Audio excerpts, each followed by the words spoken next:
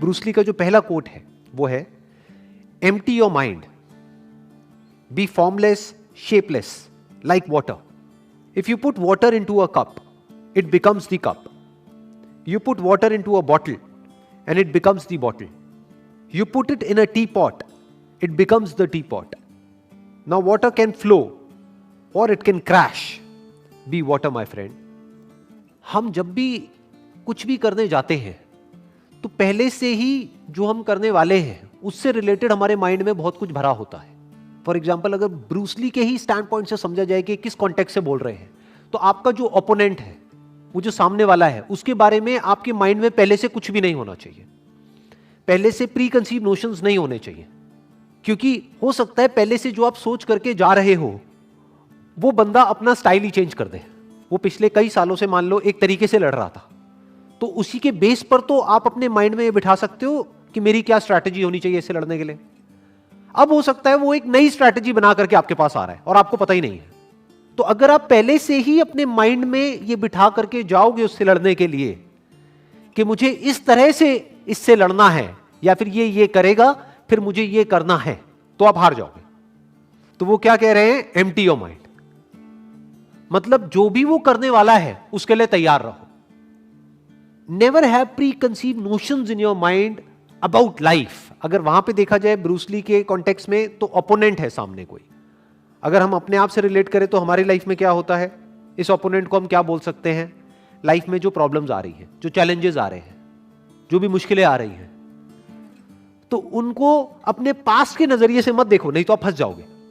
क्योंकि हो सकता है अब जो चैलेंज आया आपको आज, वो नया चैलेंज है. और हो सकता है क्या, हमेशा लाइफ नए चैलेंजेस आपके सामने लेकर के आती है. जो आज से पहले कभी नहीं हुआ है, ऐसी ऐसी चीजें हो जाती हैं. जो हमने सोचा भी नहीं होता है, ऐसी ऐसी चीजें हो जाती हैं. तो अगर उन प्रॉब्लम्स के हमको सॉल्यूशंस निकालने हैं, तो हमारा माइंड पूरी तरह से खाली होना चाहिए उस प्रॉब्लम से रिलेटेड जो भी कुछ हमारे माइंड में पहले से भरा पड़ा है उससे. प्रॉब्लम को कैसे देखना है, या लाइफ में जो भी आप आज जिस भी सिचुएशन में हो और फंसे हुए हो. बहुत बार लाइफ में ऐसा होता है कि हम फंस जाते हैं, बट प्रॉब्लम क्या होती है, हम सॉल्यूशन निकाल रहे होते हैं अपनी मेमोरी के बेस पर, और हम और फंसते चले जाते हैं. क्योंकि जो हमने पास्ट में किया उसी वजह से तो हम इस सिचुएशन में फंसे हैं. सोचो, हम अपनी थिंकिंग की वजह से ही तो फंसते हैं लाइफ में जाकर के एक ना एक पॉइंट पे. किसी बंदे की थिंकिंग ठीक नहीं थी, इस वजह से वो जो काम कर रहा है, मान लो कोई बिजनेस कर रहा है और उसमें सक्सेसफुल नहीं हो पा रहा है, बट वो अपनी उसी थिंकिंग के बेस पे उसका सॉल्यूशन निकालना चाहता है. कभी नहीं निकाल सकता, इम्पॉसिबल. पहले उसको अपनी ही उस थिंकिंग से फ्री होना होगा, क्योंकि उसकी ही थिंकिंग की वजह से उसके बिजनेस में प्रॉब्लम्स क्रिएट हो रही हैं. उसको एक नई थिंकिंग चाहिए. अब नई थिंकिंग मतलब क्या, कि कुछ भी नया सोचने लग जाओ, नहीं. जो प्रॉब्लम आ रही है उस प्रॉब्लम को एज इट इज देखना है, उस प्रॉब्लम के साथ में एक हो जाना है. जैसे पानी जिस रंग में डालते हैं उसी रंग में एक हो जाता है. पानी को जिस कप में हम डालते हैं वही फॉर्म ले लेता है. यही बात यहां पे कही जा रही है. यानी कि आप एक हो जाओ लाइफ में जो भी आपको प्रॉब्लम आ रही है उसके साथ में. तो जब आप पूरी तरह से प्रॉब्लम के साथ में जुड़ जाते हो, आपका ध्यान, आप मतलब क्या, आपका ध्यान प्रॉब्लम के साथ में पूरी तरह से एक हो जाता है, तब उसी प्रॉब्लम में आपको सॉल्यूशन नजर आ जाता है. पानी की क्या खास बात होती है कि सामने जो भी सिचुएशन होती है उसके हिसाब से एक्ट करता है. अगर रास्ता नहीं है तो रास्ता बना लेता है. रास्ता छोटा है तो पानी छोटे से छोटा हो जाता है. अगर मान लो रुकावट बड़ी है तो पानी फुल फोर्स के साथ आता है और किसी भी तरीके से उसको तोड़ता हुआ आगे निकल जाता है. तो पानी is softer then the softest and harder than the hardest, and not और. ज्यादातर लाइफ में या तो चीजें हार्ड होती है या सॉफ्ट होती है. पानी की क्वालिटी क्या है, it is lighter than the lightest, softer then the softest and harder than the hardest. कि पानी अगर अपने पे आ जाए, जैसे कि सुनामी आती है, तो बड़ी बड़ी बिल्डिंग्स भी उसके आगे नहीं टिक पाती है. और ऐसी ऐसी जगहें होती है जहां से कि निकलना नेक्स्ट टू इम्पॉसिबल होता है, लेकिन वहां से पानी निकल जाता है. क्यों? क्योंकि it is flexible, it is softer then the softest. उसकी पहले से कोई फॉर्म नहीं है, पहले से कोई शेप नहीं है, तो इसलिए वो कोई भी फॉर्म ले सकता है, कोई भी शेप ले सकता है. जिसकी पहले से ही कोई फॉर्म है तो उसकी फॉर्म टूट जाएगी अगर उसको कोई नई फॉर्म लेनी है तो. अगर मैं इसका एक प्रैक्टिकल एग्जांपल दूं, 2 रिलीजन्स हैं और उन 2 रिलीजन्स की 2 अलग अलग बुक्स हैं, और दोनों में कुछ बातें सही हैं, कुछ बातें गलत हैं। अगर आपको दूसरे की बुक में से जो बातें सही हैं उसको सीखना है, उसको समझना है, तो पहले आपको न्यूट्रल होना पड़ेगा, पानी के जैसा होना पड़ेगा। जो दोनों रिलीजन्स में से एक रिलीजन को ही पकड़ करके बैठा होगा स्ट्रांगली, तो वो अपने ही रिलीजन्स की कमियां नहीं देख पाएगा। उस बुक में जो गलत है वो नहीं देख पाएगा, और उधर जो सही है वो नहीं देख पाएगा। बट अगर कोई पानी के जैसा है, यानी वो किसी एक को नहीं पकड़ रहा है, उसकी कोई फॉर्म नहीं है, तो अब वो कोई भी बुक पढ़ सकता है किसी भी रिलीजन की, और उसमें से जो सही है उसको निकाल सकता है और अपनी लाइफ में उतार सकता है और अपनी लाइफ में चेंजेस लेकर के आ सकता है। तो ये बात यहां पर कही जा रही है कि लाइफ में अगर आप एक्चुअल में ग्रो करना चाहते हो या फिर अनस्टॉपेबल होना चाहते हो in the real sense, not theoretically but actually, तो उसका सिर्फ एक तरीका है, you need to be like water.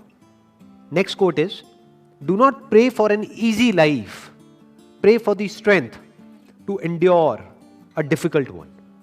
Do not pray for an easy life. क्यों? क्योंकि लाइफ तो ईजी है ही नहीं। तो अगर आप एक ईजी लाइफ के लिए प्रे कर रहे हो तो आपकी प्रेयर ही गलत हो गई, आपकी एक्सपेक्टेशन ही गलत हो गई। आपकी एक्सपेक्टेशन ऐसी हो गई जो कभी पूरी हो ही नहीं सकती। कोई इंसान तो क्या, भगवान भी आपकी एक्सपेक्टेशन को पूरी नहीं कर सकता। अगर आप कहते हो कि मुझे एक आसान जिंदगी चाहिए, आसान किसी की नहीं है जिंदगी। जो पैसे वाले हैं, मान लो कोई बच्चा है वो किसी बहुत पैसे वाले घर में पैदा हो गया है, अरे उसकी अलग प्रॉब्लम्स है, और जो एक गरीब घर में पैदा हुआ है उसकी अलग प्रॉब्लम्स है। ऐसा नहीं है कि उसकी लाइफ में कोई प्रॉब्लम्स ही नहीं है, ऐसा कोई नहीं है। तो क्या कहा जा रहा है कि अगर प्रे करना ही है भगवान से या जिसको भी आप मानते हो उससे प्रे करना ही है, तो ये करो कि हे भगवान मुझे एक आसान जिंदगी मत दो, क्योंकि जिंदगी तो आसान है ही नहीं। मुझे स्ट्रेंथ दो कि मैं एक मुश्किल जिंदगी को भी एंड्योर कर सकूं, सह सकूं। यानी मेरी सहन शक्ति को बढ़ाओ भगवान, मेरी स्ट्रेंथ को बढ़ाओ, मेरी पावर्स को बढ़ाओ। मुझे ऐसा बनाओ कि मुझे जिस भी माहौल में डाल दिया जाए, चाहे वो माहौल कितना भी अनकंफर्टेबल लग रहा है, मैं उसको सह सकूं। फॉर एग्जाम्पल, अगर आपको एक अच्छी बॉडी चाहिए तो उसके लिए दर्द सहना पड़ेगा, तो भगवान से प्रे करना ही है। तो भगवान से ये मत प्रे करो कि हे भगवान मेरे को एक अच्छी बॉडी दे दो। भगवान से प्रे क्या करना है कि हे भगवान मुझे शक्ति दो कि मैं उस दर्द को सह सकूं जो दर्द मुझे होने वाला है जब मैं अपनी बॉडी को बनाऊंगा तब। लाइफ में जो मुश्किलें हैं उससे लड़ने की ताकत एकदम से नहीं आती है। तो अगर आपको एक आसान जिंदगी मिल गई तो हो सकता है आपको यह भी लगे कि मेरे साथ में अच्छा हो रहा है, लेकिन एक्चुअल में आपके साथ अच्छा नहीं हो रहा है, बुरा हो रहा है।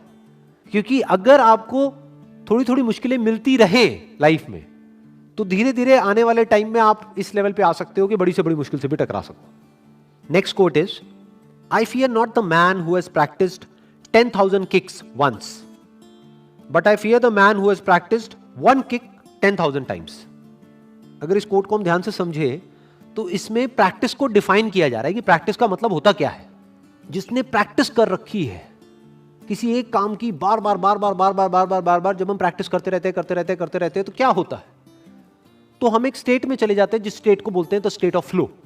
और स्टेट ऑफ फ्लो में क्या होता है कि वो काम अपने आप होने लग जाता है। एक है आपको सोच करके एक काम को करना होता है, तो बीच में एक फिल्टर आ गया।